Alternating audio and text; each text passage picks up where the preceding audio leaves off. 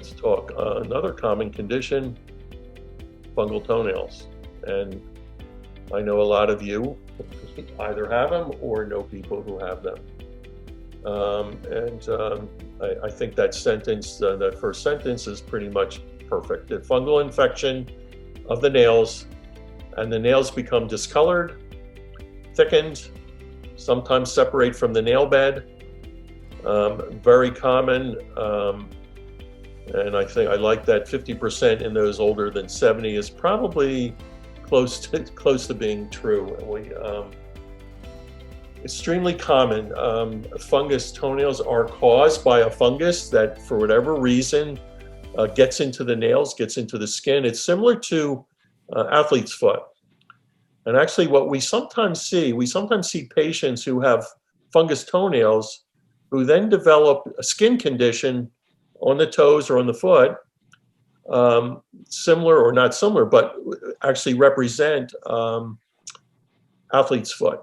So what's happening is when you put your sock on or your nylons or whatever as you pull your sock on over the nails, you're actually contacting the nails and you're shedding nail particles, microscopic, but you're shedding the fungus that's in the nails onto the skin. And that in turn will then cause an athlete's foot. We do recommend as much as possible to let the toes breathe, dry the feet thoroughly after a bath, after a shower. Fungus thrives in a warm, moist environment, and nine months out of the year here we have warm, moist environment. So if you're wearing socks all the time, you're wearing nylons all the time, the toes don't get to breathe, the nails don't get to breathe, a fungus can set up shop and just thrives on the warm, moist environment. If you paint your toenails or your fingernails, if you've got a fingernail condition as well, but if you paint the nails, then the nail polish is occlusive, it's a cover, and the nails don't breathe, and when they can't breathe, that's, again, a way for the fungus to thrive. So if you're going to paint your nails, sometimes if you're prone to fungus toenails, sometimes it's best if you take a break from nail polish and just let the nails be natural and let them breathe a little bit. There are some somewhat effective topical antifungals that we can recommend. There's an over-the-counter antifungal called Fungal. That's the one that I like best. That's Fungi, Fungal. It's a colorless solution. Comes in a bottle, and one coat a day, you paint it on your nails. And over time, sometimes with a mild fungus infection, it can help, but I don't want to give you any false hopes. The fungus gets into the nails, but it also gets into the nail root. The nail root sits under the cuticle, and once the nail root has fungus in it, it's really, really, really hard to get rid of it with an over-the-counter medication. There are some prescription strength antifungals that are somewhat effective. Again, I don't want to tell you more than maybe 40% effective. Takes a prescription. It's once a day, and there's a whole protocol for how you put it on and how you treat the nails. Again, prescription is needed from a podiatrist, and maybe 40 to 50% success rate, again, in maybe the more mild condition. When the nails are extremely thick, topicals they're not going to do it.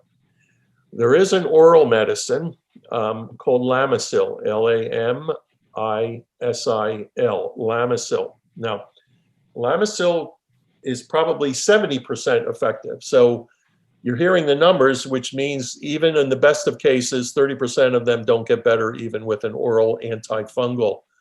The oral antifungal is taken for 3 months, 1 pill a day.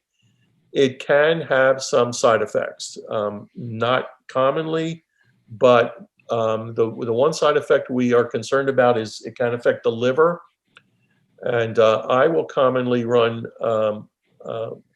liver enzyme liver function tests, as they're called. We check the liver enzymes pre-treatment, mid-treatment, and after treatment, and to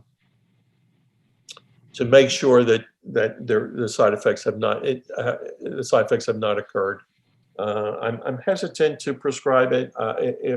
Usually in younger people who are really concerned about cosmetics, we maybe will give that a go. If the condition is, well, let's back up 1 second. So one way of just sort of managing the onychomycosis or the fungus toenails is to see a podiatrist and have the nails trimmed and thinned. So trimmed with a nail cutter and thinned with a drill.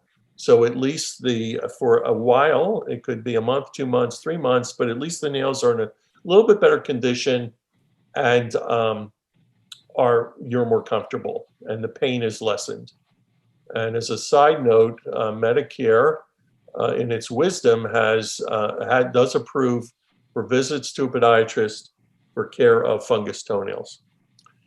If there is one particular or two maybe painful toenails, extremely painful, and some people just don't want to deal with it, coming to a podiatrist every 2 or 3 months, we sometimes will remove a toenail.